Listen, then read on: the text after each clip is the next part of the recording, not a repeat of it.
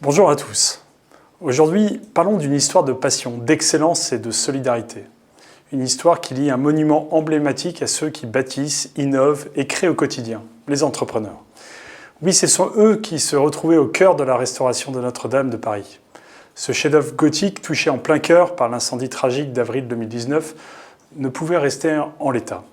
Très vite, au-delà des larmes et de l'émotion, une question cruciale s'est posée. Comment rebâtir un patrimoine vieux de plus de 850 ans, tout en respectant son héritage unique?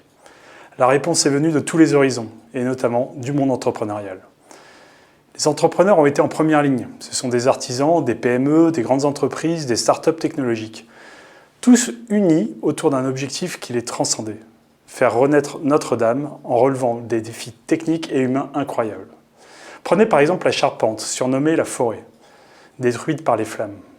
Pour la reconstruire, les meilleurs menuisiers de France ont été mobilisés. Mais pas seulement. Des entreprises spécialisées dans la modélisation numérique ont recréé en 3D chaque pièce disparue, fusionnant tradition et modernité.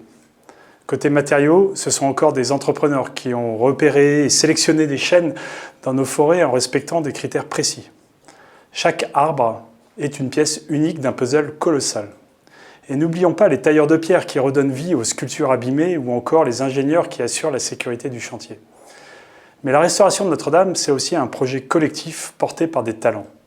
À travers des dons colossaux, des mécènes entrepreneurs ont permis de financer cette renaissance. C'est une belle leçon.